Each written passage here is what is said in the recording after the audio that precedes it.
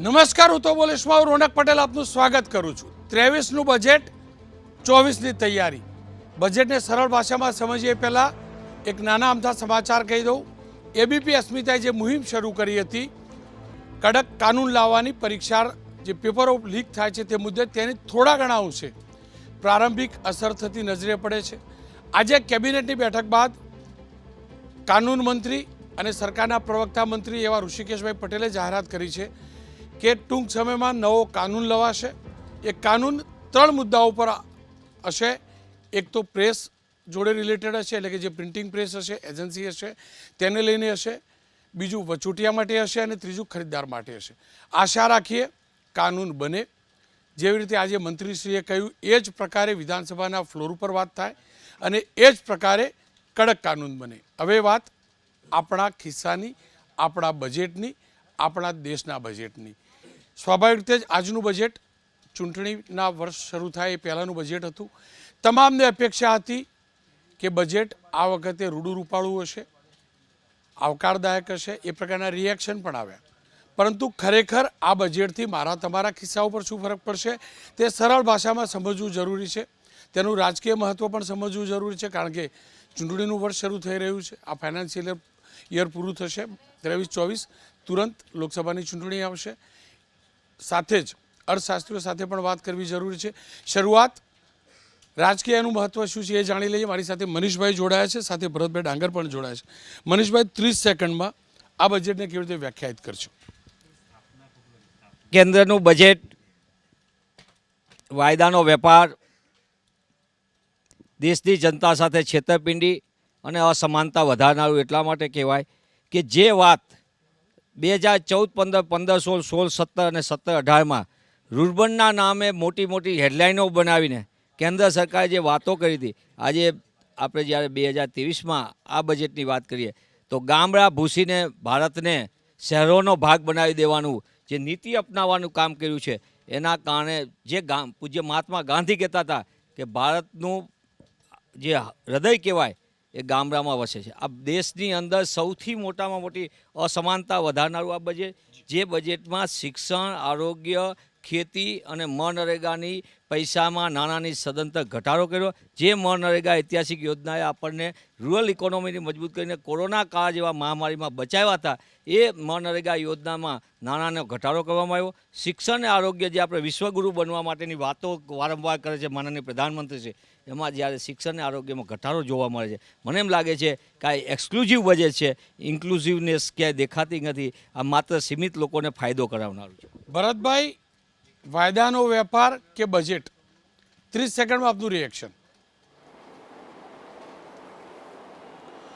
રોનકભાઈ, આ બજેટ જે છે તે અમૃતકાળનું અમૃત બજેટ છે અને સૌથી મહત્ત્વની વાત છે કે આ એ બજેટ છે કે જેમાં છેવાડાના માનવી એટલે કે ગરીબોની ચિંતા કરવામાં આવી છે, ખેડૂતોની ચિંતા કરવામાં આવી છે, સામાન્ય અને મધ્યમ વર્ગની ચિંતા કરવામાં આવી છે, વેપારીઓની ચિંતા કરવામાં આવી છે, યુવાઓની ચિંતા કરવામાં આવી છે, શિક્ષણની ચિંતા કરવામાં આવી છે, આરોગ્યની ચિંતા કરવામાં આવી છે, સાથે સાથે આત્મનિર્ભર ભારત કેવી રીતે બની શકે। આ બજેટના માધ્યમથી દેશના ઇતિહાસમાં પહેલી વખત રેલવેને આટલું મોટું ફંડ, એટલે કે 2,40,000 કરોડ જેટલું ફંડ એ રેલવે એટલે કે પબ્લિક ટ્રાન્સપોર્ટેશનને મજબૂત કરવા માટે થઈને દેશમાં સારામાં સારા ઇન્ફ્રાસ્ટ્રક્ચર ઊભું થાય એની માટેના 100 પ્રોજેક્ટો આઈડેન્ટિફાઈ કરવામાં આવ્યા છે।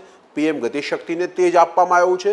હું આપના માધ્યમથી કહેવા માગીશ કે એક સમય હતો જ્યારે 2014માં માનનીય મોદી સાહેબ દેશના પ્રધાનમંત્રી બન્યા ત્યારે ભારતની અર્થવ્યવસ્થા વિશ્વમાં 10મા નંબર પર હતી। આજે ભારતની અર્થવ્યવસ્થા વિશ્વમાં 5મા સ્થાને પહોંચી છે। 2014માં જે એક સામાન્ય નાગરિકની ઇન્કમ હતી, આય હતી, આવક હતી, એના કરતાં અત્યારે સામાન્ય નાગરિકની આવક ડબલ થઈ છે। પર કેપિટા ઇન્કમ આજે દેશવાસીઓની 1,91,000 સુધી પહોંચી છે। બિલકુલ ભરતભાઈ, આપ જોડાયેલા રહેજો। શિલ્વાબેન, આપના હિસાબથી 30 સેકન્ડમાં કેવી રીતે વ્યાખ્યાયિત કરાય બજેટને? આજનું રજૂ થયેલું બજેટ એ નરેન્દ્ર મોદીજીની સરકારનું 11મું બજેટ અને નિર્મલા સીતારામનજી દ્વારા પ્રસ્તુત કરાયેલું 5મું બજેટ છે। ફિનાન્સ મિનિસ્ટરે આ બજેટને અમૃતકાળનું ફર્સ્ટ બજેટ કહ્યું છે। આ બજેટ નેક્સ્ટ યર જે ઇલેક્શન છે એની પહેલાંનું લાસ્ટ પૂર્ણ બજેટ છે, એટલે સ્વાભાવિક રીતે આ બજેટ માટે સામાન્ય માણસથી લઈ અને રીચ ક્લાસ કે અર્થશાસ્ત્રીઓ, નિષ્ણાતો બધાને ઘણી અપેક્ષા હતી. આ બજેટને જો ફર્સ્ટ ગ્લાન્સ ઉપર જોઈએ, સુપરફિશિયલી જોઈએ, તો આમાં દરેક સેક્ટર માટે કંઈક ને કંઈક પ્રાવધાન કર્યા છે. ખાસ કરીને જે ઇન્કમ ટેક્સ સ્લેબની વાત કરું, બિંગ અ ચાર્ટર્ડ એકાઉન્ટન્ટ, ચોક્કસ બિંગ અ ચાર્ટર્ડ એકાઉન્ટન્ટ જો હું ઇન્કમ ટેક્સ અને ઇનડાયરેક્ટ ટેક્સની વાત કરું તો એમાં ઘણા સુધારા છે જેને ડિટેલમાં જોવા વધારે સારું છે. આપના હિસાબથી આ બજેટ કેવું બજેટ? હું આ રીતના મૂકીશ. આ બજેટમાં કન્સિસ્ટન્સી, કન્ટિન્યુટી, પોલિસી સર્ટેનિટી જોવા મળે છે. જો છેલ્લા 3 કે 4 બજેટને તમે એક સાથે રીત વાંચો, અને બીજું જે અપેક્ષાઓ હતી કે ઇલેક્શન આવી રહ્યું છે તો લહાણી થવાની છે રેવડીની, એવું કશું પણ આ બજેટમાં જોવા મળતું નથી. It's a very strong growth oriented budget. આપ કેવી રીતે ડિફાઇન કરશો?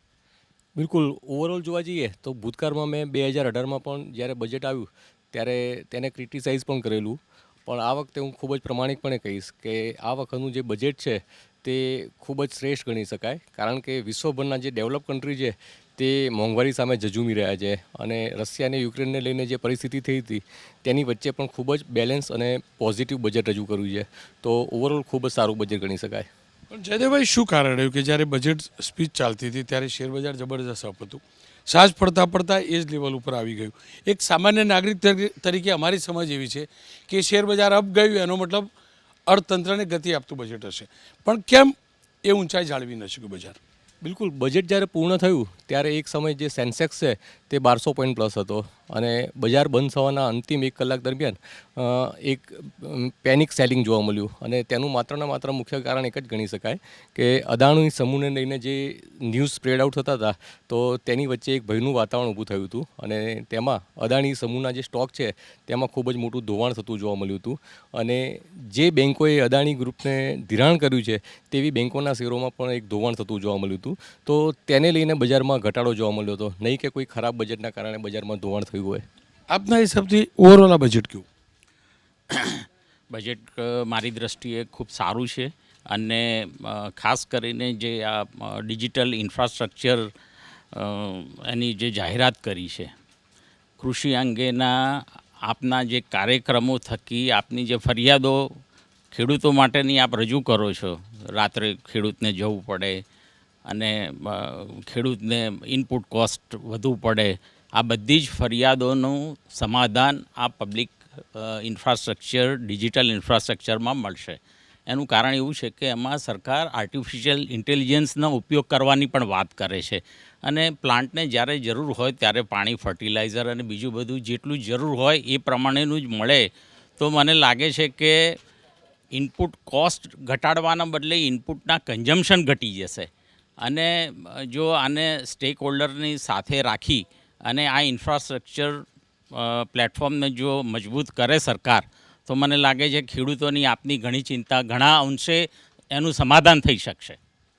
આપ ચાણક્ય લઈને આવ્યો છો, ચાણક્યના હિસાબથી આ કેવું બજેટ? ચાણક્યના હિસાબથી આ બજેટ શામ, દામ, દંડ, ભેદને સમાવિષ્ટ કરતું ભારતને વિશ્વગુરુ તરફ લાંબા ગાળે લઈ જાય એનું બજેટ છે. એનું કારણ છે કે આમાં સમજણવાળી પોલિસી પણ છે, લાભાંતિત પોલિસી પણ છે, સાથે સાથે જે કરચોરો છે તેને દંડ કરવાનું પ્રાવધાન પણ કરવામાં આવ્યું છે, અને રહસ્ય ભેદ તો આર્ટિફિશિયલ ઇન્ટેલિજન્સથી આપણે કઈ રીતે આગળ વધી શકીએ એને લગતી પણ રૂપરેખા આપવામાં આવી છે. નિર્મલભાઈ, આપના હિસાબથી આ બજેટ કયા પ્રકારનું? રોનકજી, આવતા વર્ષે જ્યારે લોકસભાની ચૂંટણીઓ યોજાવાની છે ત્યારે એવી ધારણા સેવવામાં આવી રહી હતી કે નિશ્ચિતપણે આ પૂરા કદનું અંતિમ બજેટ હોવાથી ચૂંટણીલક્ષી બજેટ હશે, પરંતુ ભારતીય જનતા પક્ષના પ્રવક્તાઓ જેમ અનેક વખત કહી ચૂક્યા છે કે પક્ષ દ્વારા કે એનડીએ દ્વારા જે અંદાજપત્રની રજૂઆત કરવામાં આવે છે એ ક્યારેય ચૂંટણીલક્ષી કે પ્રજાલક્ષી અભિગમને ધ્યાનમાં રાખીને નહીં, પરંતુ રાષ્ટ્રહિતલક્ષી અંદાજપત્રની રજૂઆત થતી હોય છે.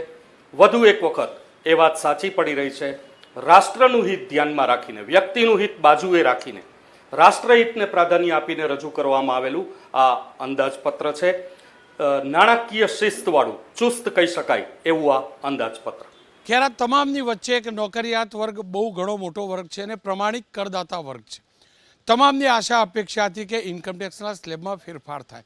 જાહેરાત થઈ, જ્યારે નાણામંત્રી કહી રહ્યા હતા ત્યારથી અત્યાર સુધીમાં હું પ્રમાણિકતાથી કબૂલીશ 3 વાર અમે અમારી ગ્રાફિક્સ પ્લેટ બદલવી પડી છે, કારણ કે હજી સુધી અમે નથી સમજી શક્યા કે ખરેખર ઇન્કમટેક્સ કયા પ્રકારનું મને લાભ મળશે. કારણ કે જ્યારે આ જાહેરાત થઈ તુરંત મેં મારા ઘરે ફોન કર્યો. મારી જેમ અનેક લોકોએ પરિવારમાં વાત કરીએ છીએ કે હવે ઇન્કમટેક્સ ઓછો કપાશે, પણ જે ગણિત કરીએ છીએ જૂની સિસ્ટમ નવી સિસ્ટમ એની વચ્ચે ગૂંચવાયેલા છીએ. આપની જોડેથી જ બેન જાણવું હતું એક્ઝેક્ટલી છે શું ઇન્કમટેક્સ, આ વખતે સ્લેબમાં કેવી રીતે ફરક પડ્યો અને એનો ફાયદો કેવી રીતે મળશે અથવા નહીં મળે? ઇન્કમટેક્સ સ્લેબ સમજીએ એ પહેલાં ઇન્કમટેક્સના જે ઓલ્ડ અને ન્યૂ રિજીમની વાત કરી છે. આ બજેટમાં હાઇલાઇટ જ રિજીમ પર છે. અત્યાર સુધી જે ઓલ્ડ રિજીમ ચાલતું હતું એને રિપ્લેસ કરવા એ લોકો by default regime new regime લાવ્યા છે. ન્યૂ રિજીમ એ ટેક્સેશનની એવી સિસ્ટમ છે કે જો કોઈ પણ કરદાતા ન્યૂ રિજીમમાં જવા માંગે, ન્યૂ રિજીમ પ્રમાણે ટેક્સ ભરવા માંગે તો એની સામે એણે એટીસી એટીડીના જે ડિડક્શન્સ છે એ ફોરગો કરવા પડશે. જો એ નવા ટેક્સ રિજીમ પ્રમાણે ટેક્સ ભરવા માટે રેડી હોય તો એણે આ બધા ડિડક્શન્સ ભૂલી જવા પડશે. એની સામે એને આ બજેટમાં જે બેનિફિટ્સ મળ્યા છે એ કન્સિડર કરવાના છે. સાથે સાથે સરકારે ઓલ્ડ ટેક્સ રિજીમ તો કન્ટિન્યુ જ કર્યું છે, પણ આ જે નવા ટેક્સ સ્લેબ આવ્યા થયા છે એ માત્ર ને માત્ર ન્યૂ ટેક્સ રિજીમ માટે એપ્લિકેબલ છે. ઓલ્ડ ટેક્સ રિજીમ ગયા બજેટમાં જે હતું એ જ કન્ટિન્યુ રહ્યું છે. આપના હિસાબથી એકદમ દેશી સાદી સીધી ભાષામાં અમારા નોકરિયાતના આનાથી ફાયદો થશે, આ ઇન્કમટેક્સમાં કેવી રીતે ફાયદો થશે કે નહીં થાય? નવા જૂનામાં ખબર નહીં પડતી આપણને. ઓકે, હવે આ જે વાત આવી છે ઓલ્ડ રેજીમ ન્યૂ રેજીમ, તો એની પહેલાં વાત કરી દઉં. ઓલ્ડ રેજીમ જૂની પદ્ધતિ હતી એમાં તમને એક્ઝેમ્પશન્સ, રિબેટ, કન્સેશન ઘણા બધા મળતા હતા. લોકો એનો ભરપૂર ફાયદો ઉઠાવતા હતા અને સરકાર ઉપર ઘણી વખત એવી ટીકાઓ થઈ છે અથવા સિસ્ટમ ઉપર ટીકાઓ થઈ છે કે ઇન્ડિયામાં અમુક જ લોકો ટેક્સ ભરે છે, બીજા લોકો ટેક્સ નથી ભરતા કારણ કે ઘણા બધા લાભ લઈ જાય છે. કરવાનું શું? તો કરવાનું એવું કે એવી સિસ્ટમ લઈને આવો કે આ લાભ જતા કરવા પડે. એના માટે નવી સિસ્ટમ લઈ આવ્યા અને અત્યારે બી ઓપ્શન છે કે you can go in either of the system. હવે તમે નવી સિસ્ટમમાં જાઓ તો એક્ઝેમ્પશન લિમિટ તમારી વધી ગઈ છે જૂના સિસ્ટમ કરતાં, તો તમને 100% તમને એ લાભ મળવાનો છે. કદાચ બધાને ન મળે પણ ઘણા લોકોને એનો લાભ મળવાનો છે અને હું માનું છું કે ધીમે ધીમે આજે અલ્ટિમેટલી સામદામ દંડભેદની વાત કરી સિદ્ધાર્થભાઈએ, બિલકુલ સાચું છે. ઘણું બધું છુપાયેલું છે, ઇન બિટવીન ધ લાઇન્સ વાંચવાનું છે. આ નવી સિસ્ટમમાં એક્ઝેમ્પશન લિમિટ વધારી છે અને લોકોને પ્રલોભન આપ્યું છે જૂની સિસ્ટમ છોડી દો, ઘણા બધા લાભ મળે છે, છોડી દો, નવી સિસ્ટમમાં પરમનન્ટલી તમે આવી જાઓ. કદાચ આ ચાલ્યું 4-5 વર્ષ તો મને લાગે છે જૂના સિસ્ટમમાં કોઈ નહીં હોય, એ સિસ્ટમ તદ્દન બંધ કરી શકાશે અને new fiscal path toward stability તરફ જઈ શકશું.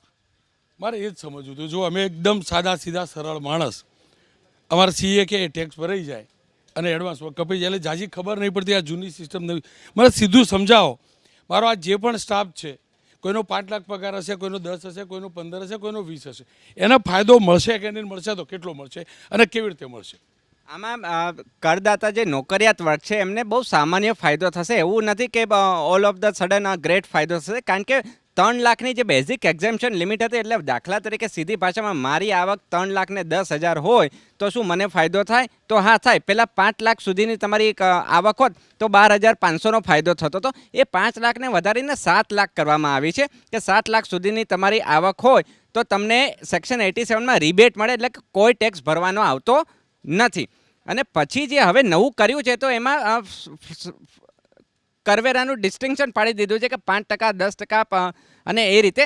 તો ક્યાંક ને ક્યાંક આલ્બર્ટ આઇન્સ્ટાઈને કીધું છે કે વિશ્વમાં સૌથી અઘરું હોય ને તો ઇન્કમ ટેક્સ છે, એટલે એ ગોથું ખાઈ ગયા હતા. તો અમારા પણ એ પ્રેક્ટિશનરોને એ જ પ્રશ્ન આવે છે કે હવે નવી સિસ્ટમ જ બેસાડી દો. ઓલ્ડ સિસ્ટમમાં એટીસી, એલઆઈસી પોલિસી, પીપીએફ અથવા તો મેડિક્લેમમાં જે લાભ લેવાતા હતા એ હવે બધા જતા કરવા પડશે અને નવી સિસ્ટમમાં ફ્લેટ જ આવશે કે 7 લાખ સુધીની આવક હશે તમારી તો તમને એ રિબેટ મળી જશે. એના સિવાયના બીજા કોઈ લાભ મળશે નહીં. એટલે નજીવો ફાયદો થાય. પહેલાં 12,500નો થતો તો હવે 45,000 સુધીનો ફાયદો થઈ શકે અને 12 લાખ સુધીની આવક હોય તો 1,20,000 સુધીનો ફાયદો થઈ શકે. પણ જે રોકાણો કરતા હતા આપણે જૂની પદ્ધતિ પ્રમાણે એ રોકાણો ભૂલી જવા પડશે. એટલે પેલું આપણે શેર બજારમાં રોકતા હતા, ઇન્સ્યોરન્સમાં રોકતા હતા, એ બધું મજરે નહીં મળે. નવી સિસ્ટમમાં એ બધું આપણે ભૂલી જવાનું કે સીધું પેલું મકાન ભાડું અમે મજરે લેતા હતા. હા, એ બધા જે બેનિફિટ છે એટીસી ટુ એટીડી અને એ બધા બેનિફિટ આપણે ભૂલી જવાના. હોમ લોનનું જે ઇન્ટરેસ્ટનું આપણને 2 લાખ સુધીનો ફાયદો થતો હતો એ પણ આપણે ભૂલી જવો પડે, કારણ કે સામે આ બેનિફિટ આપી દીધો ને. એટલે એક માંગણી તો એવી જ હતી કે ઇન્કમ ટેક્સ જ અબોલિશ થઈ જાય, પણ એ શક્ય નથી, કારણ કે આપણા દેશની આવકમાં જેટલો જીએસટીની રિસિપ્ટ છે એટલી જ ઇન્કમ ટેક્સની રિસિપ્ટ છે. એટલે ઇન્કમ ટેક્સ નાબૂદ તો નહીં થાય પણ આવી રીતે સિમ્પ્લિફાઈડ વર્ઝન કરી શકે. સરેરાશ ગણીએ તો 10 લાખ એવરેજ પગાર હોય એક મધ્યમ વર્ગ અપર મધ્યમ વર્ગનો, એને એક્ઝેક્ટ પહેલાં કેટલો ટેક્સ ભરવો પડતો હતો ને હવે નવા વર્ષમાં કેટલો ટેક્સ ભરવો પડશે? એકદમ સીધું ગણિત. એકદમ સીધું ગણિતમાં આપણે જોઈએ તો હવે 10 લાખની આવક હોય તો એને 15% સ્લેબમાં આવે છે, પરંતુ જે રિબેટ આપવામાં આવે છે એટલે 10 લાખની 12 લાખ સુધીની આવક હોય તો એને ટેક્સ ઇફેક્ટિવલી 1,20,000ની નીચે થઈ જાય. પહેલાં આપણે લોકો શું કરતા હતા કે LICની પોલિસી લઈ લીધી, એનું પ્રીમિયમ ભર્યું, મેડિકલ પ્રીમિયમ ભર્યું, હોમ લોન લીધી હોય તો એનું વ્યાજ ચૂકવણી કરી, તો એમ કરીને આપણે 2 થી 2.5 લાખ સુધીનું એક્ઝેમ્પશન લેતા હતા. પરંતુ હવે જે આ આવશે તો એમાં હવે એ બધું ભૂલી જવાનું, અને મારી 9 લાખ આવક હોય તો 9 લાખ ઉપર 10% ઇન્કમ ટેક્સ આવે તો એને કન્સેશનલ રેટ કરીને 45,000 આપીને છૂટા થઈ જવાનું. પેલું ચેરિટેબલ ટ્રસ્ટમાંથી સાચું ખોટું સર્ટિફિકેટ લઈ આવતા હતા એનું 80Gના બેનિફિટ આપણે જે ડોનેશન આપતા હતા તો એ પણ ક્યાંક ને ક્યાંક આમાં ઉલ્લેખ કરવામાં આવ્યો નથી. હવે ડિટેલ સાહેબે કીધું કે રીડ બિટવીન ધ લાઇન જોવી પડે, એકચ્યુઅલી શું કહેવા માંગે છે, આ ઉપર છેલ્લી વાત છે, એટલે ડિટેલ અભ્યાસ કર્યા પછી ખબર. ભરતભાઈ, આંકડા તો અમે બહુ બધા દિવસ દરમિયાન બતાવ્યા, ₹1,00,000 ફાયદો, ₹1.5 લાખ ફાયદો, પણ જે અર્થશાસ્ત્રીઓ પાસેથી સમજ્યો અમારા નોકરિયાત વર્ગનું જાજુ વિચાર્યું નથી તમે. ના રોનકભાઈ, એવું નથી. કોઈ પણ નોકરિયાત હશે એ 5 લાખથી લઈને 15 લાખ સુધીની આવક ધરાવતો, એ દરેક નોકરિયાતનું હિત આમાં સમાયેલું છે, પહેલી બાબત. બીજી બાબત છે કે એને વ્યક્તિગત લાભ પણ થવાનો છે. મહિલાઓના સંદર્ભમાં હોય, દીકરીઓના સંદર્ભમાં એક સ્પેશિયલ સ્કીમ પણ મૂકી છે કે ₹2 લાખ સુધીનું તમે સેવિંગમાં મૂકો અને 2 વર્ષ સુધી 7.5% વ્યાજે આપવામાં આવે. સિનિયર સિટીઝનને 15 લાખના 25 લાખ કરવામાં આવ્યા છે. રિટાયર્ડ બેનિફિટ, જે એમ્પ્લોય રિટાયર્ડ થતા હતા, રિટાયર્ડમાં એમ્પ્લોયમાં રિટાયરમેન્ટ એમ્પ્લોયમેન્ટને પણ, એટલે કે જે નિવૃત્તિ બાદ જે પૈસા આવતા હતા લીવ ઇન્કેશમેન્ટના, એમાં પણ રાહત આપવામાં આવી છે. સામાન્ય નાગરિકની બચત કરી છે, સાથે સાથે વિકાસની નવી ઊંચાઈની ઉડાન ભરી છે. રોનકભાઈ, આ સમજવા જેવું છે. પ્રધાનમંત્રીજી જ્યારે એવું કહે છે ને કે અમૃતકાળનું પહેલું અમૃત બજેટ છે, ત્યારે આ સમજવા જેવું છે. અને એટલા માટે થઈને હું આગ્રહપૂર્વક કહું છું કે આપણે મોટા ભાગે મને શું ફાયદો થયો એની ચર્ચા કરતા હોઈએ છીએ, અને ચોક્કસપણે કરવી પણ જોઈએ, એમાં બિલકુલ ખોટું નથી. મને શું ફાયદો થયો એની ચર્ચા થાય, સ્વાભાવિક છે. જોડે દેશને શું ફાયદો થયો, અમે ઇન્ફ્રાસ્ટ્રક્ચરને શું ફાયદો થયો. ભરતભાઈ, અમે તો દેશ માટે ટેક્સ ભરવાવાળા લોકો, પ્રમાણિક ટેક્સ ભરવાવાળા લોકો, અમને તો કોઈ પોલિટિકલ પાર્ટી જેવું ડોનેશન પણ ના આપે. અને આપે આજે પેલી મહિલાવાળી વાત કરી 2 લાખની, જેવું બજેટ પૂરું થયું ને, મારી ધર્મપત્નીનો ફોન આવ્યો કે બધી FD મારા નામે કરાવજે, ટેક્સમાં લાભ મળશે. અમે નાનો ફાયદો વિચારવાવાળા લોકો કેવી રીતે બચાવી શકીએ? મનીષભાઈ, ખરેખર અમને બધાને બચાવવાનો પ્રયાસ છે, કંઈક આ પ્રકારની માયાજાળ છે કે અમે ફસાઈ ગયા?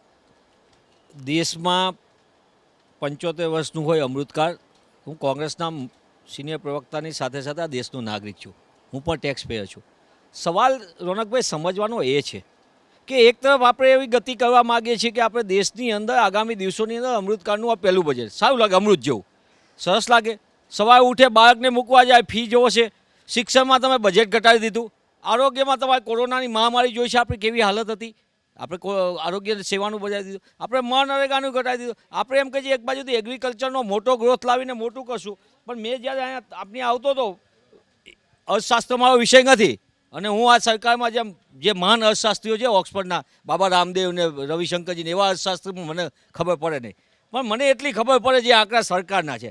એગ્રીકલ્ચર એટલે કૃષિમાં 2022-23ના બજેટની સામે અમૃતકાળનું પહેલું બજેટમાં 5% ઘટાડો આવ્યો સીધો જ. એગ્રીકલ્ચરની સાથે એલાઇડનો છે તો એમાં ડ્રાસ્ટિકલી એટલે કે બહુ મોટો ઘટાડો કરી દીધો. પ્રધાનમંત્રી ફસલ બીમા યોજના, જે મોટી ફસાજા યોજના બની હતી ખેડૂતો માટે, એમાં 12% ઘટાડો કર્યો. PM કિસાનમાં 13% ઘટાડો કર્યો. મનરેગામાં 18% ઘટાડો કર્યો. રાષ્ટ્રીય કૃષિ વિકાસ યોજનામાં 31% ઘટાડો. કેટલો? રાષ્ટ્રીય કૃષિ વિકાસ યોજનામાં 31%નો. કિસાનો નીતિની યોજના જે છે એમાં 2% ઘટાડો.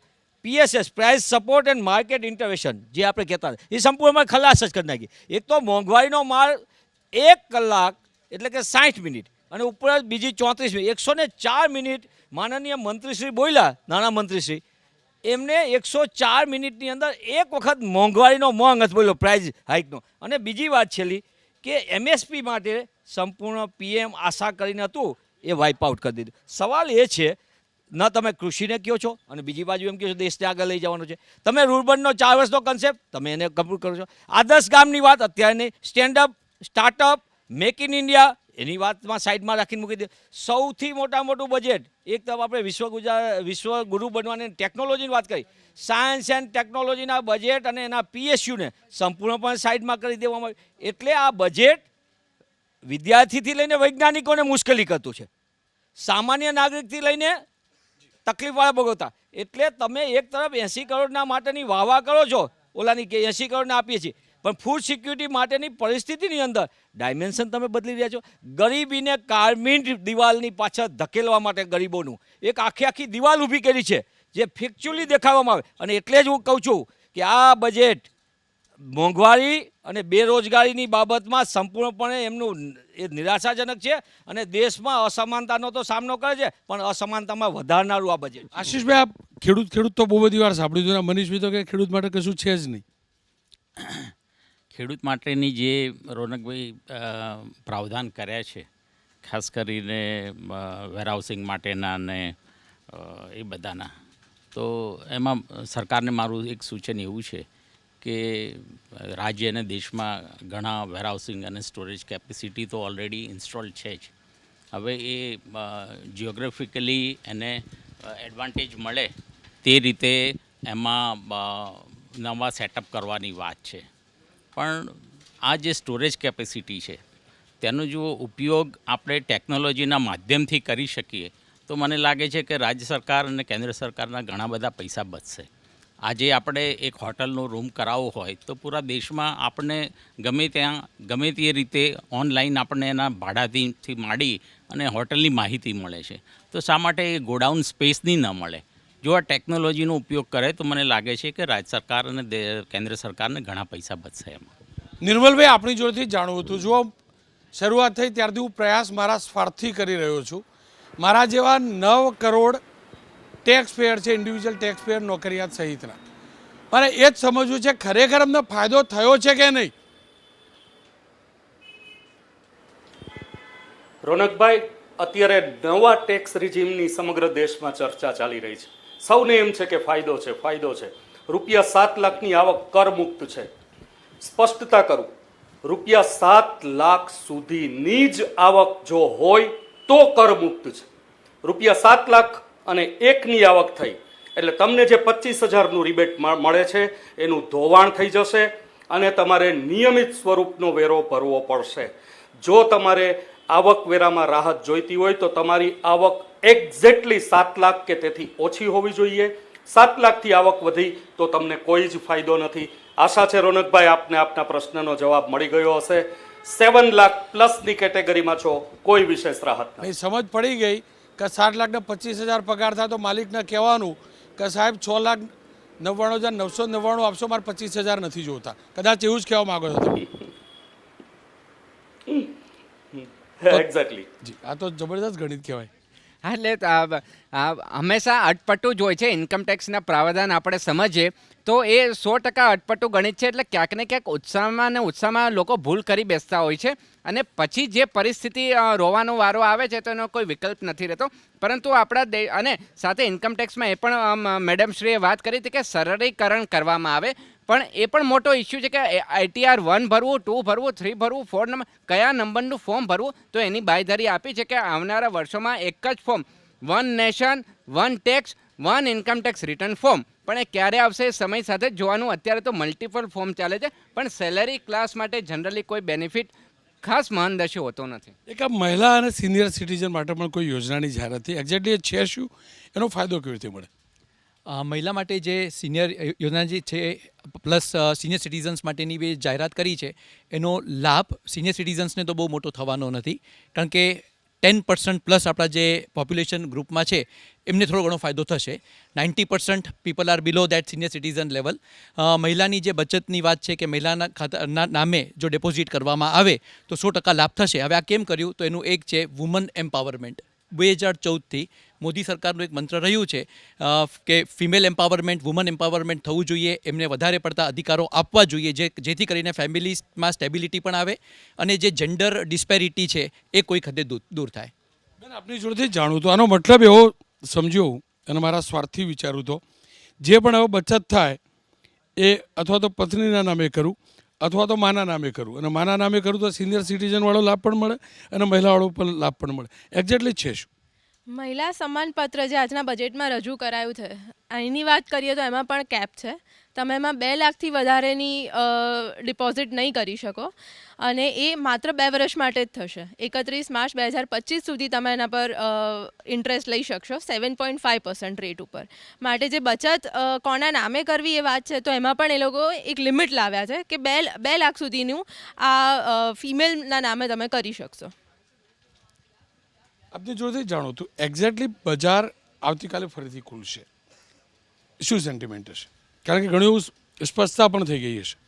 બિલકુલ, આજના માર્કેટનું જે ક્લોઝિંગ થયું છે તેના પરથી એવું અચૂક કહી શકાય કે બજારે એવું માની લીધું છે કે અદાણી સમૂહના જે સ્ટોક છે તેના પર ફોકસ ન કરવું જોઈએ. આઉટ ઓફ અદાણી ગ્રુપના જે સ્ટોક છે તેમાં ઘણી બધી ચોઈસ છે અને તેને લઈને કહીશ કે જે બજેટના લીધે જે સેન્ટિમેન્ટ છે તે આવતીકાલે ચોક્કસથી પોઝિટિવ થશે. અને ખાસ કરીને આજે ભારતીય સમય પ્રમાણે મોડી રાત્રે અમેરિકા ખાતે એક મહત્ત્વપૂર્ણ ઇવેન્ટ છે અને તેમાં અમેરિકન ફેડ રિઝર્વ દ્વારા વ્યાજ દરમાં કોઈ તાત્કાલિક વધારો કરવામાં આવે તો કદાચ તેનું નેગેટિવ રિફ્લેક્શન ભારતીય બજારમાં જોવા મળે. પણ હું મોટું પિક્ચર એવું અચૂક કહી શકું કે આવનારા 3 થી 5 વર્ષ, 7 વર્ષ, 10 વર્ષના દૃષ્ટિકોણથી જોવા જઈએ તો ભારતીય અર્થવ્યવસ્થા અને ભારતીય શેરબજારનું ભાવિ ખૂબ જ ઉજળું છે. મનીષભાઈ, જુઓ, આપ વાત કરો છો યુવાનોની, વિદ્યાર્થીની, તો મારી જે રિસર્ચથી મેં બજેટનું વિશ્લેષણ કર્યું તો બાળકો માટે રાષ્ટ્રીય કક્ષાની ડિજિટલ લાઇબ્રેરી બનાવવાની વાત થઈ. 3 વર્ષમાં 740 એકલવ્ય સ્કૂલ થશે. 3 લાખ આદિવાસી વિદ્યાર્થીઓનો ફાયદો મળશે. 157 નર્સિંગ કોલેજો બનશે. યુવાનો માટે 30 સ્કિલ ઇન્ડિયા અંતર્ગત આંતરરાષ્ટ્રીય કેન્દ્રો બનશે. PM વિકાસ કૌશલ્ય અંતર્ગત 4.0 લોન્ચ કરાશે. 47 લાખ યુવાનોને 3 વર્ષમાં ભથ્થું આપવામાં આવશે. આ બધું તો છે જ મનીષભાઈ. રોનકભાઈ, સૌથી મજાની વાત એ છે, સરસ મજાને લાગે કે એકલવ્ય સ્કૂલની અંદર આટલા પ્રકારની વ્યવસ્થા કરવામાં આવશે. 3.5 લાખ આદિવાસી વિદ્યાર્થીના ફાયદાની વાત કરે. બીજી બાજુ દેશના તમામ અનુસૂચિત જાતિ એટલે કે SC, અનુસૂચિત જનજાતિ એટલે ST અને બક્ષીપંથના SC, ST, OBC અને માઇનોરિટીની પ્રી મેટ્રિક સ્કોલરશિપને બજેટ પહેલાં બંધ કરી દીધી દેશ આખામાં. એ પણ આ મોદી સરકારની દેશને ભેટ છે. એક તરફ તમે કહો છો 3.5 લાખ વિદ્યાર્થીને ફાયદો આપવાનો કરે, બીજી બાજુ આદિવાસીના બાળકોનો શિક્ષણનો અધિકાર તમે છીનવી રહ્યા. બીજું એક સરસ મજાનું તમારી રિસર્ચથી મેં કીધું કે ડિજિટલ લાઇબ્રેરી બનશે.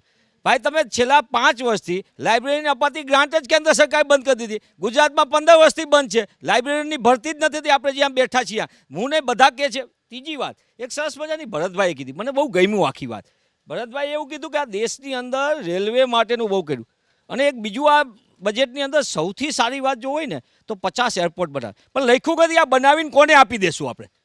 આપણે રેલવે સ્ટેશનો આધુનિક બનાવશું પણ બનાવીને કોને આપી દેવાના? એટલે નક્કી તો કરવું પડે, સાઈડમાં લખવું પડે કે આ કોને આપી દેવાના. દેશના એક પણ PSU જેને આપણે 26મી જાન્યુઆરી ગૌરવ સાથે કહીને અમારા પરિમલભાઈ રાજકોટથી કીધું કે રાષ્ટ્રભક્તિ માટે સરસ, મને ગમે. આ રાષ્ટ્રનું નાગરિક છું પણ હું નાગપુરથી સર્ટિફિકેટ ન લઉં. મને મારા દેશ પ્રત્યે ગૌરવ જ હોય.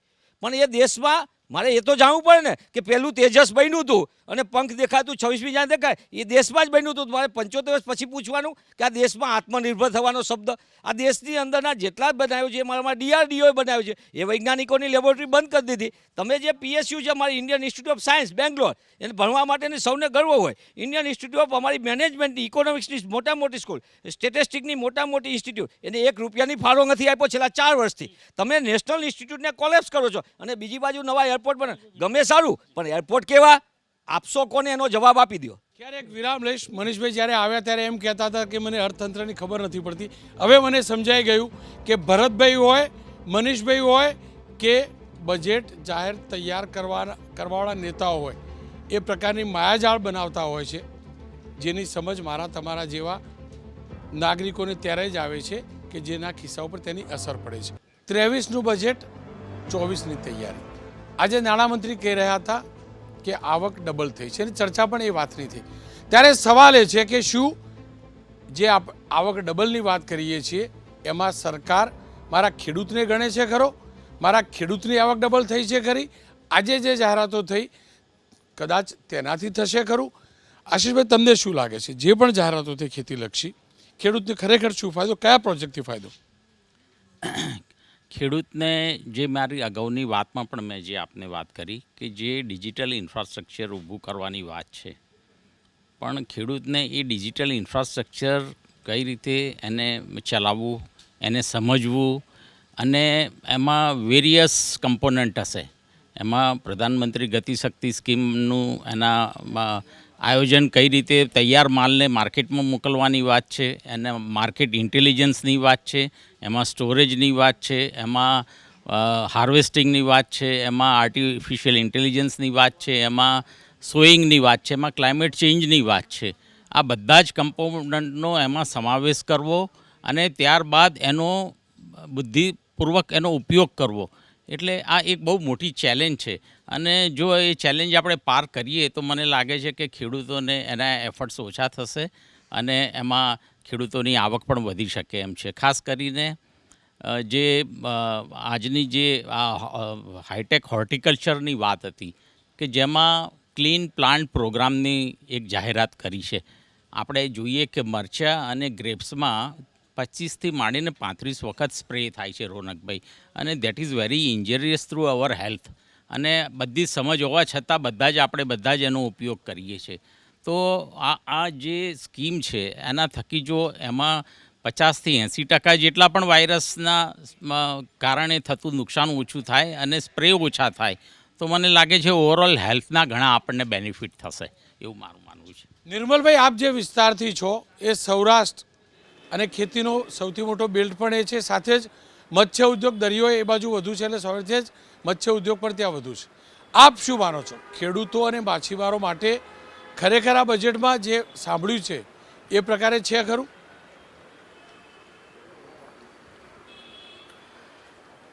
દર વર્ષે કૃષિ ક્ષેત્રને પ્રોત્સાહન મળે તથા મત્સ્યોદ્યોગને પ્રોત્સાહન મળે એ માટે કેન્દ્રીય અંદાજપત્રમાં સરકાર દ્વારા નાણાકીય સહાયની જાહેરાત કરવામાં આવતી હોય છે. આ અંદાજપત્રમાં પણ ₹20 લાખ કરોડ સુધીના ધિરાણની સરકારે તૈયારી દાખવી છે. કૃષિ ક્ષેત્રને ₹20 લાખ કરોડ સુધીનું ધિરાણ મળશે. હંમેશા રોનકભાઈ એ મુદ્દો ચર્ચાસ્પદ રહ્યો છે કે ખેડૂતોની આવક 2022 સુધીમાં બમણી થવાની હતી. એ આવક બમણી થઈ છે કે કેમ? આ બાબત હંમેશા અર્ધ સત્ય હોઈ શકે. બધા ખેડૂતોની આવક થઈ ન હોઈ શકે. અમુક ખેડૂતોની આવક બમણી થઈ હોઈ શકે.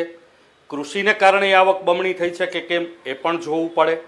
તો એ વાત મિથ છે, અર્ધ સત્ય છે કે બધા જ ખેડૂતોની આવક બમણી થઈ ગઈ છે. એ વાત શક્ય ન હોઈ શકે.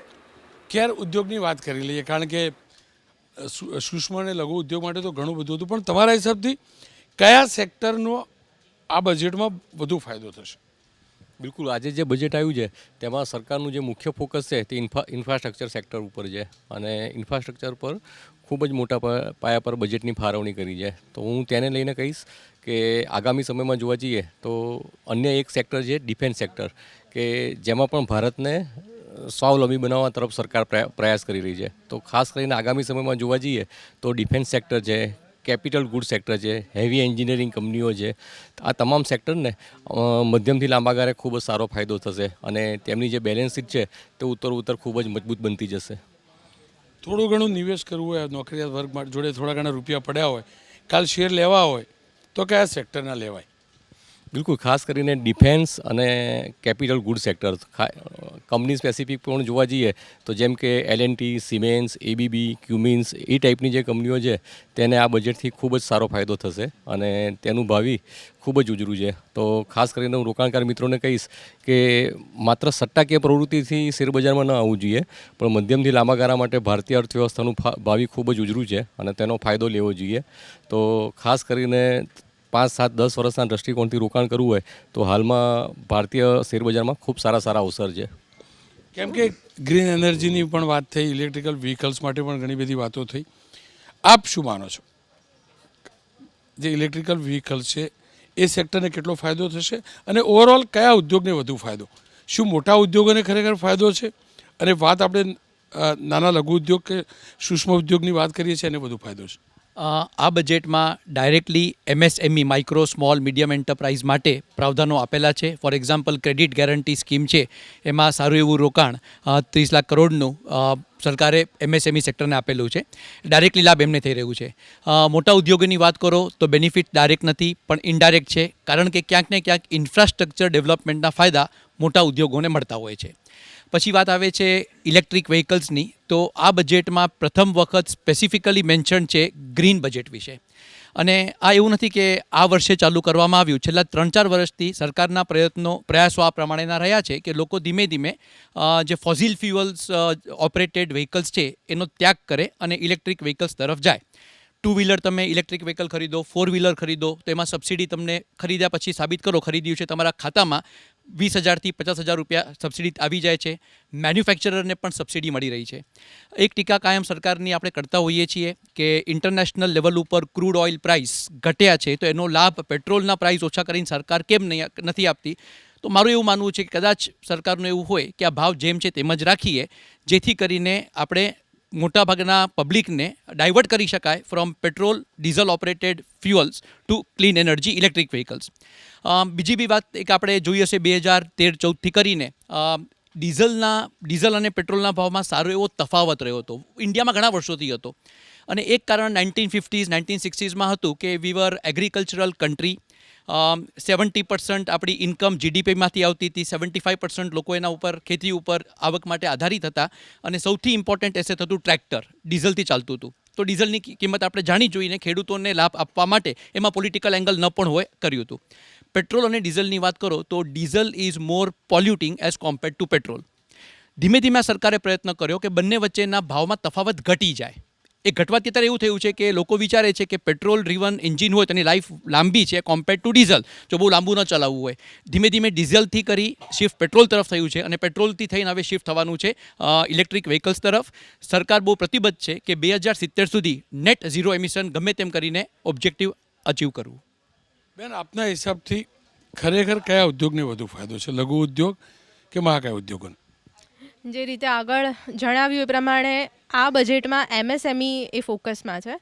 MSMEમાં ક્રેડિટ લિંક ગેરંટી સ્કીમમાં જે 30,000 કરોડ અલોટ કરવાના છે, એ સિવાય ઇન્કમ ટેક્સમાં પણ અમુક ફાયદા MSME માટે આપ્યા છે. જેમ કે સેક્શન 43B એ ઇન્કમ ટેક્સ એક્ટનું એક સેક્શન છે, જેમાં તમને ખર્ચા બાદ ત્યારે જ મળે જ્યારે તમે એને એકચ્યુઅલ પેમેન્ટ કર્યા હોય. કોઈ પણ ટેક્સના તમે એકચ્યુઅલ પેમેન્ટ કર્યા હોય ત્યારે જ તમને એના ખર્ચા બાદ મળે. આ વખતે MSMEની નોર્મલ રીપેમેન્ટ લિમિટ છે 45 ડેઝની હોય છે. એટલે જો કોઈ મોટી કંપની છે MSME પાસેથી એ ગુડ્સ કે સર્વિસીસ લે છે અને એણે 45 ડેઝમાં પેમેન્ટ નથી કર્યા, તો જ્યારે પણ એ પેમેન્ટ કરશે ત્યારે જ એને એ ગુડ્સ કે સર્વિસીસનો ખર્ચો બાદ મળશે. એટલે MSMEને જે ડિલે પેમેન્ટ થતા હતા એ આનાથી એક રિલીફ મળશે. એ સિવાય MSME ને જ્યારે પણ કોઈ કોન્ટ્રાક્ટ મળે ત્યારે એને એક ડિપોઝિટ આપવી પડે છે. હવે આ ડિપોઝિટ કોવિડના ટાઈમમાં ઘણી MSME બંધ થઈ ગઈ હતી, કામ નહોતી કરી શકતી, ઘણા બધા ઇશ્યુઝ હતા. તો એ વખતે એ લોકોની આ 95% ડિપોઝિટ અમાઉન્ટ ફોરફિટ થઈ હતી. આ બજેટમાં જે ફોરફિટ થયેલી અમાઉન્ટ છે એને રીપે કરવાનું પ્રાવધાન છે, જેનાથી MSMEને બહોળો ફાયદો થશે. મનીષભાઈ, જો તમે દર વખતે વાર્તા કર્યા કે ભાઈ મોટા ઉદ્યોગોની આ સરકાર, 4 ઉદ્યોગપતિઓની સરકાર, અહીંયા તો લઘુ ઉદ્યોગ માટે પણ આટલું બધું, એનાથી નાના ઉદ્યોગ માટે પણ આટલું બધું. રોનકભાઈ, હંમેશા મોટા ઉદ્યોગોને કરોડો રૂપિયા આપો તમે, એના કરતાં નાના ઉદ્યોગોને થોડી સહાય કરો તો એ વધુ રોજગારી આપતા હોય છે. ગુજરાતના ઓળખસમા જે ઉદ્યોગો કહેવાય, આપણે સિરેમિક કહેવાય, આપણે બ્રાસપાટનો કહેવાય, ઓઇલ એન્જિનનો કહેવાય, બધાને તાળા લાગી ગયા. 52%, હું નથી કહેતો, સરકારના 57% 52% તાળા ખોલવા માટેનો પ્રયાસ પણ તો છે ને. 52% ગુજરાતના ઉદ્યોગો, દેશમાં 58% MSMEના તકલીફમાં મૂકી ગયા. મારા નહીં, સત્તાવાર ડેટા કે સૌથી મોટી વાત શું, સાહેબે સરસ મજાની વાત કીધી, આ રૂપિયો નબળો નથી પડ્યો, એમ ડોલર મજબૂત થયો છે. એટલે તમારે કાન ઊંધો પકડવાનો. તમે વાત આપણે કહીએ છીએ ઇન્કમટેક્સ જઈટોક ને આનો, અરે ભાઈ આટાની કયો ને, માત્ર લોટ. આ દેશની અંદર ફૂડ કોર્પોરેશન ઓફ ઇન્ડિયાના ગોડાઉનમાં પડેલા ઘઉં એ માર્કેટમાં વેચવાના કારણે ખેડૂતોને તો ન મળ્યા, પણ FCI જ્યારે વેચશે ત્યારે 45,000 કરોડ રૂપિયા સામાન્ય નાગરિક, 28 લાખ કરોડ રૂપિયા પેટ્રોલ ડીઝલના કારણે દેશની જનતા આગળથી એમાંથી લૂંટ ચલાવી. હું લૂંટ શબ્દ વાપરી. બીજું અમારા કેતનભાઈ સરસ મજાનું કીધું, પ્રોફેસર છે એમને સરસ મજાનું કીધું આ ઝીરો એમિશનને શબ્દ સરસ લાગે. એમને કીધું ડીઝલની વાત. અરે ભાઈ, આ ડીઝલના ભાવને પેટ્રોલના ભાવના કારણે ઘણા લોકો સીએનજીમાં આવ્યા હતા. સાહેબે સીએનજી જ ફરફરાટ ઊંચો કરી દીધો કે લોકો કીટ કાઢે કે ન કાઢે. હાટકું ફસાઈ ગયું. સીએનજી ગાડી કાઢવી કે ન કાઢવી નક્કી નથી કરી શકતા. હવે રહી એનાથી સરસ મજાની વાત. સાહેબે કીધેલું સરસ મજાના ઉદ્યોગપતિ અને ખેતી વિશેના નિષ્ણાત, મારો વિષય નથી, પણ એમને એક સરસ મજાના સૂત્ર આપ્યું કે આવું આવું થશે ડિજિટલ. અરે ભાઈ, આ સાહેબ સુરેન્દ્રનગરમાં આવીને બોલ્યા હતા ફાર્મ ટુ ફેશન. અમારો કપાસ તો એમને પડ્યો રહ્યો ભાઈ, અમારા જીન બંધ થઈ ગયા, તાળા લાગી ગયા બધાને. એટલે શબ્દો સારા લાગે. સાહેબે 2014માં કીધું હતું ડેમોગ્રાફિક ડિવિડન્ડ. આપણા યુવાનોને ઉત્સાહ આવી ગયો ને ફટાફટ જઈને આપી આવ્યા મત ને સરસ થઈ ગયું ડેમોગ્રાફિક ડિવિડન્ડ. આજે પરિસ્થિતિ એવી થઈ ગઈ કે દેશની અંદર સાહેબે દર વર્ષે 2 કરોડ રોજગાર કીધા હતા. 8 વર્ષ સાહેબના સુપર પાવરના થયા.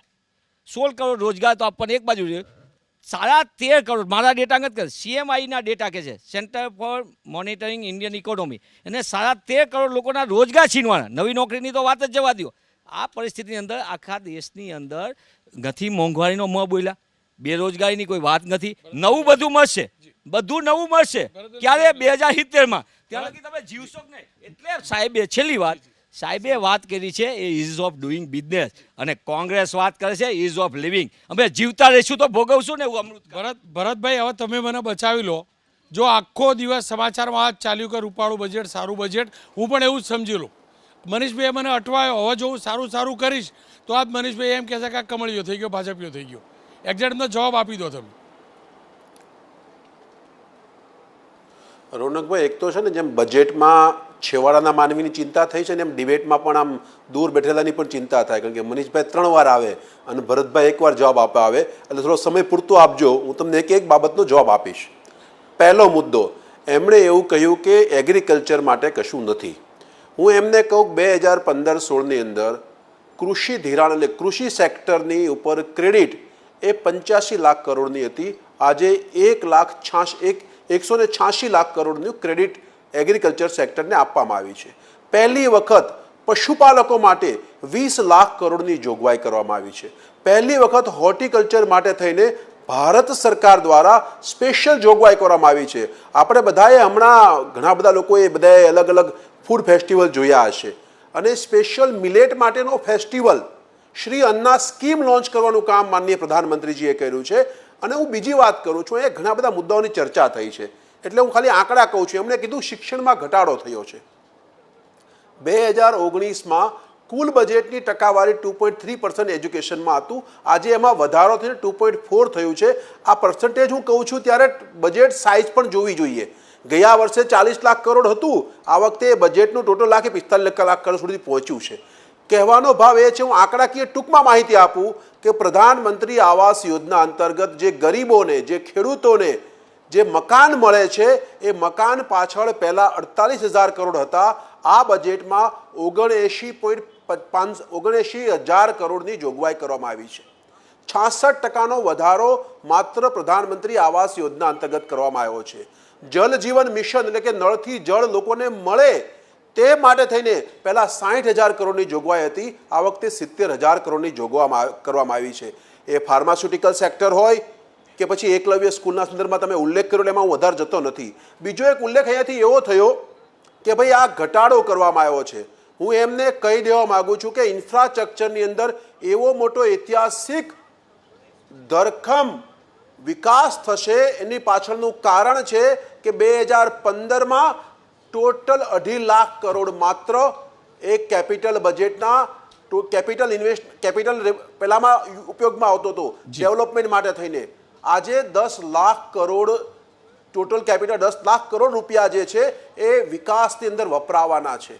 હું આપને બીજું એક ઉદાહરણ આપવા માગું છું કે રોડની અંદર ગયા વર્ષની સરખામણી ખાલી કરું છું. ગયા વર્ષે રોડ અને ઇન્ફ્રાસ્ટ્રક્ચરનું ટોટલ બજેટ જે હતું એ 1,99,000 એટલે કે 2 લાખ કરોડનું હતું, જે આ વખતે 2.70 લાખ કરોડનું થયું છે. રેલવેની વાત થઈ 1,40,000 હતું, આનું 2,40,000 કરોડ થયું છે.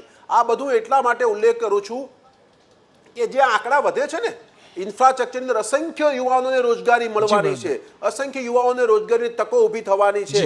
આ ભારત એ નવું ભારતનું જે સ્વપ્ન માનનીય પ્રધાનમંત્રી જોઈ રહ્યા છે ને, એ આ નવા ભારતનું સ્વપ્ન એ સાકાર થવા જઈ રહ્યું છે.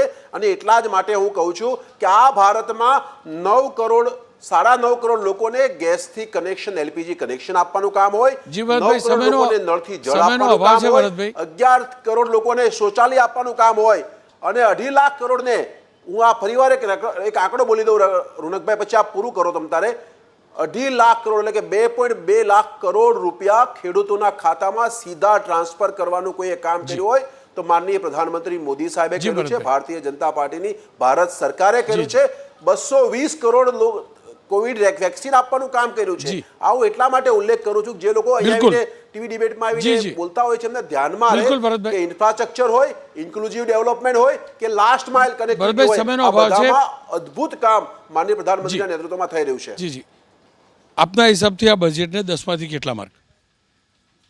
જો હું મારો વિષય છે કૃષિનો, અને જે આ ડિજિટલ ઇન્ફ્રાસ્ટ્રક્ચરની જે સ્કીમ રજૂ કરી છે, મારા હિસાબે એ બહુ ફ્યુચરિસ્ટિક છે, અને જો એનો ખૂબ સારી રીતે અમલ થાય રોનકભાઈ, તો આપના મન લાગે છે 50% કાર્યક્રમો ખેડૂત અંગેના ઘટી જાય. એટલે કૃષિ માટે હું એમાં 10માંથી 8 આપીશ. આપના હિસાબથી ઓવરઓલ 10માંથી કેટલા માર્ક? સપ્તર્ષિ બજેટ છે એટલે 10માંથી 7. અને બીજી વાત તો એ આપણે ચર્ચા કરી જ નથી કે આ બજેટ રૂડું રૂપાડું છે, પણ આમદની અઠ્ઠની અને ખર્ચા રૂપિયાનો ઘાટ થયો છે.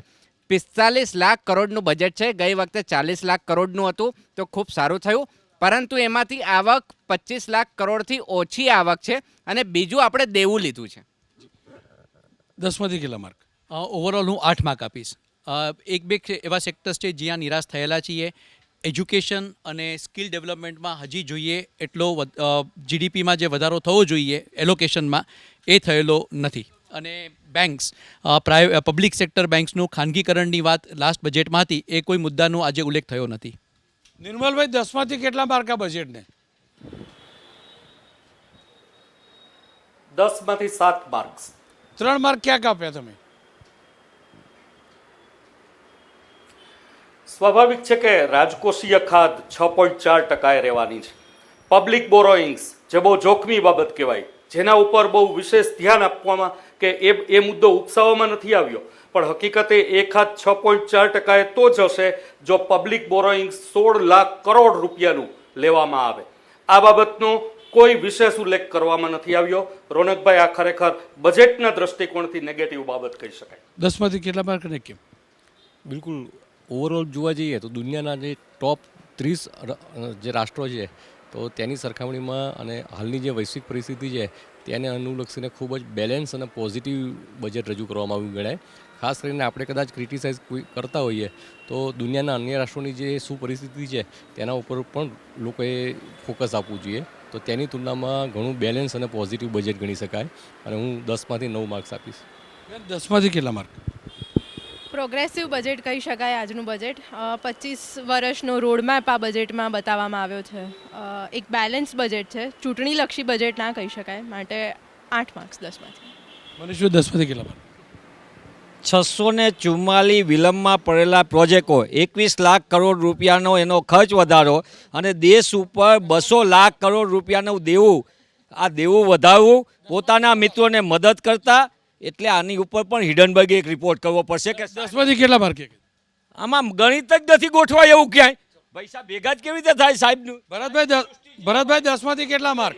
25 વર્ષ પછી વાત કરી 365. ભરતભાઈ, 10માંથી કેટલા માર્ક? આમાં રોનકભાઈ એવું છે, કોંગ્રેસના મિત્રોને બજેટ સમજવામાં સમય લાગશે, અને ઉપરથી સૂચના આવશે ત્યાં સુધીમાં લોકો બજેટ સમજી ગયા છે, એટલે ચિંતા કરવાની જરૂર નથી. આપણે આ બજેટ જે છે 10માંથી 10 માર્ક આપવા પડે. આ અમૃતકાળનું અમૃત બજેટ છે. આ નવા ભારતના નિર્માણ માટેનું બજેટ છે, અને આ એ બજેટ છે જેમાં ગરીબ માણસની પણ ચિંતા કરી છે, મારા ખેડૂત ભાઈની પણ ચિંતા કરી છે, વેપારીઓની પણ ચિંતા કરી છે, યુવાઓની પણ ચિંતા કરી છે, દેશના નાગરિકોની આરોગ્યની પણ ચિંતા કરી છે, અને ઇન્ફ્રાસ્ટ્રક્ચરની પણ ચિંતા કરી છે. ખેર, આશા રાખીએ જે રીતે 10માંથી સરેરાશ 9 માર્ક મળ્યા એ પ્રકારનું જ હોય. મેં જે મેકઅપ કર્યો છે એ પ્રકારનું આ મેકઅપવાળું બજેટ સાબિત ન થાય, કારણ કે જ્યારે મેકઅપ ઉતરતો હોય છે ત્યારે તકલીફ પડતી હોય છે, એ અસલિયત સામે આવતી હોય છે. આશા રાખું કોઈ પણ પ્રકારના મેકઅપ વગરનું આ બજેટ હોય. મારા ખેડૂતને ખરેખર જે જાહેરાતો કરવામાં આવી છે તે ફાયદો મળે. મારા જેવા ગરીબ અને મધ્યમ વર્ગીય નોકરિયાતનું ખિસ્સું ઓછું ખાલી થાય તો જ આ બજેટ અમારા માટે રૂડું અને રૂપાળું સાબિત થશે.